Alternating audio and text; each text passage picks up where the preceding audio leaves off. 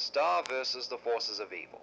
A show about a reckless, irresponsible princess going to Earth to learn how to master a magic wand her parents gave her so that she could one day be a great queen may not have reached the level of popularity its contenders were blessed with, but it does have its fans. And today, I'm going to focus on the episodes that, in my opinion, sucked. What up, snitches? I'm the Animaniac, and these are the top 5 worst Star versus the Forces of Evil episodes.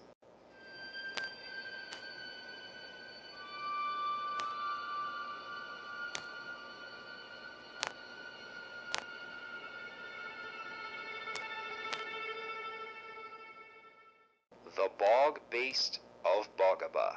River takes Star on an impromptu hunting trip in order to teach her patience. There is one part about it I found particularly funny. It's when Star hurts herself by rushing through the rituals.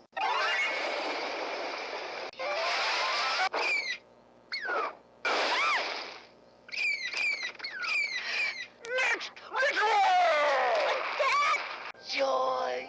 This episode does have a lesson that would be valuable to Star's growth as a character, but did it have to come up this late in Season 3? Yeah, this episode is a victim of poor placement. If it were earlier in the season, I would have found this episode good. Instead, I'm sitting here wondering why River chose now of all times to teach her patience.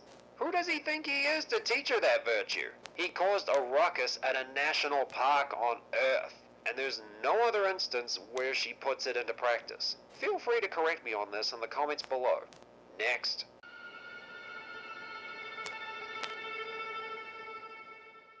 Lobster Claws.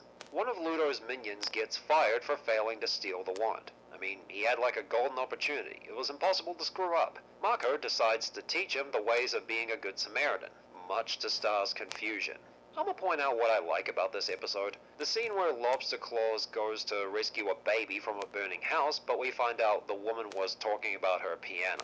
What annoyed me about this episode was how Star's prejudice was handled, and what the episode was saying. First, Star is in a position where she's met beings from many walks of life. Her friends are a dolphin, a floating unicorn head, a girl who's practically a bush. Said bush acts as a nest for another person, and she dated a literal demon. Yeah, this is where the show's prejudice plot started to show its cracks. And I have a feeling it's going to affect my picks for the best list I made. Hey man, racism, anti-Semitism, you can't go looking for the logic in it. But never mind that. Later on, Star has a conversation with Lobster Claws about how monsters can't change how they act, but she says it like it's a good thing he's having trouble bettering himself. So what you're saying is trying to better oneself is stupid and you would rather have things stay the same. Well, the fans and I know an episode that'll make you dispose that mentality once and for all. Kinda. Back when I was starting out, I included this in the highlights section of my highlights lowlights video on season 1. Boy, has my opinion changed since then. A few changes would have made this episode less annoying to sit through. Like, why didn't Marco send Star back to the house so he and Lobster Claws can get through their sessions without a negative vibe hanging about? And while Star is at home, confused over why Marco would help a creature like Lobster, Marco's parents could talk to her about how people are different and everyone has the ability and choice to better themselves. But as it is, Lobster Claws teeters on the line between mediocre and bad. Next. There was some good in him after all. Not much.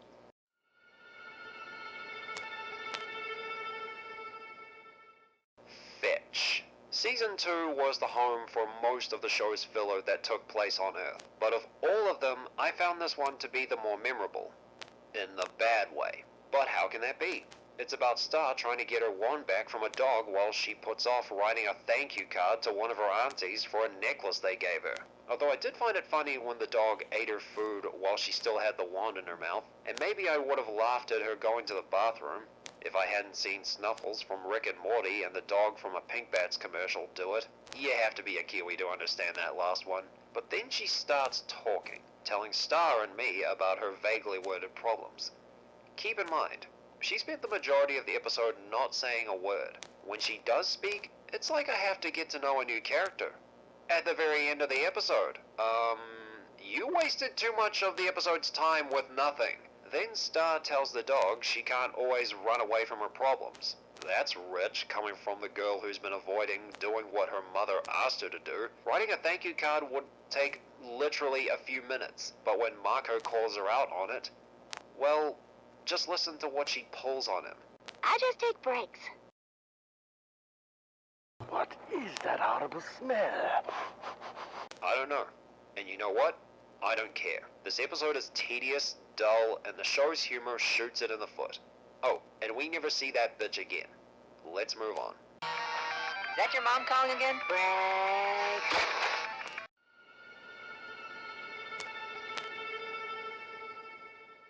I don't know how to pronounce the title despite trying for the weeks I wrote this countdown, so I'm just gonna let this lady right here say it for me.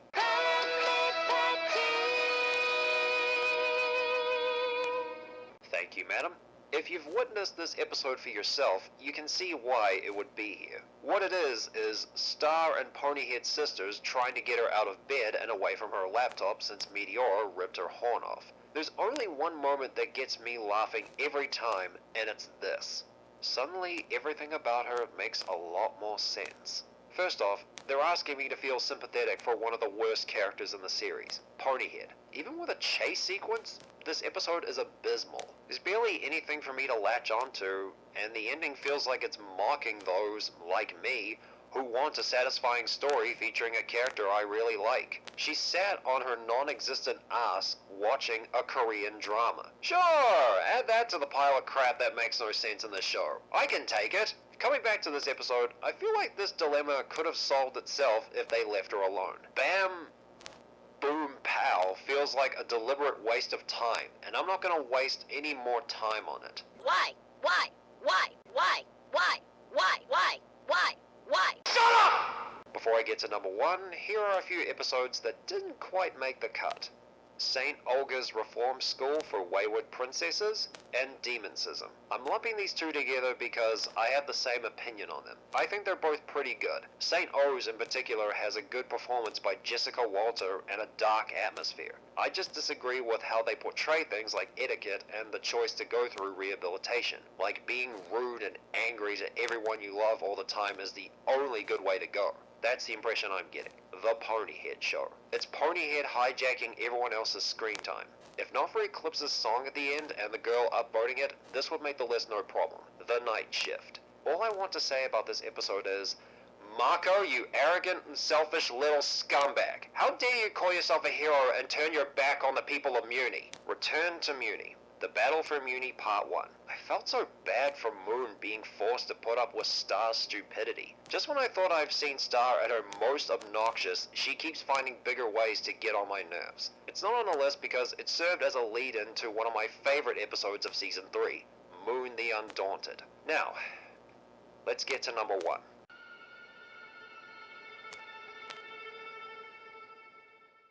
Blood Moon Ball. Now, I'm sure a lot of fans who see this by any chance will find this pick very contentious. After all, it's Marco saving Star from her then ex-boyfriend, Tom, from a scheme to get them back together. I knew that going into this list. Now before you start arguing in the comments, hear me out. This episode sets up the romantic tension between Star and Marco, a plot that the show draws out over its lifespan. Honestly, I never cared as much as the show wanted me to. Marco believing that guys like Tom, who's working through his anger issues, aren't worth a chance at redemption. I don't think I need to reiterate what I said about lobster claws for him at this time. And Star isn't exempt from scrutiny, as the next reason I hate this episode is because of where it's placed. This came after one where the two promise to always have each other's backs, and in this one, Star says she wants Marco to trust she can handle herself. Really? Let's recap what she did before this episode. She set fire to her kingdom and her school, let loose a monster to terrorize the students, turned the maths teacher into a troll, terrorized and kicked out a foreign exchange student for being an actor, laid waste to a school's football field during a game, and endangered a bus full of teenagers. Seriously, that should have killed everyone on board. Now tell me, how is anyone supposed to trust you when you constantly do that? Here's the thing about trust. It must be earned.